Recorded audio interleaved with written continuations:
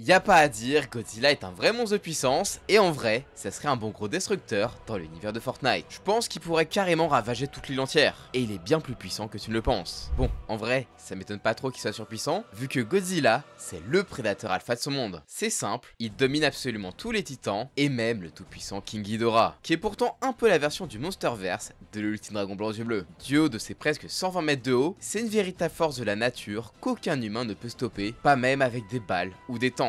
Même les rayons électriques de Ghidorah, il y résiste. Et niveau combat, il rigole zéro, et se bat vraiment comme un ours, avec ses crocs et ses griffes, dont il se sert pour soumettre ses adversaires. Il se bat vraiment comme animal, et aussi un peu comme King dans Tekken. Non, sans déconner. Godzilla, c'est un vrai catcheur, qui n'hésite pas à faire des chops à ses adversaires, pour les soumettre, comme il a fait face à Shimo, ou même Kong, où il a fait un giga suplex avant de le dominer avec ses gros pieds.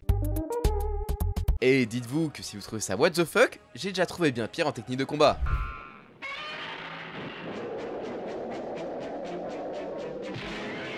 Oh, il est trop cool ce coup de pied. Et si j'en faisais un autre?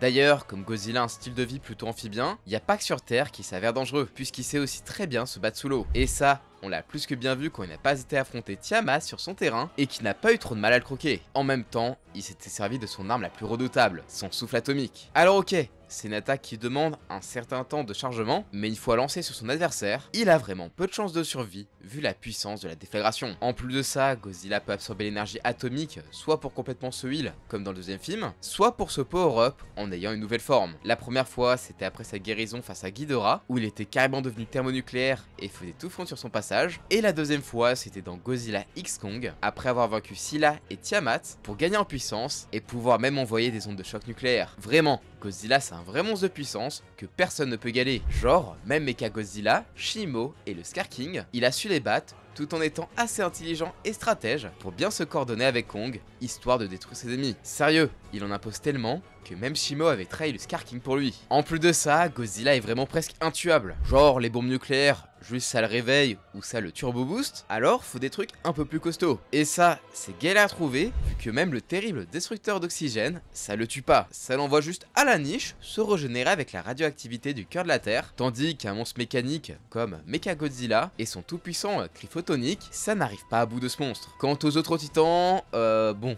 En vrai, oubliez ça, ils vont tous finir par se coucher face au roi des monstres. Comme quoi Godzilla, c'est peut-être pas le combattant le plus intelligent, mais clairement le plus sauvage et tanky qui existe. Un vrai super prédateur titanesque qu'on est obligé de respecter. Et toi d'ailleurs, tu préfères Kong ou Godzilla? Dis-le moi en commentaire.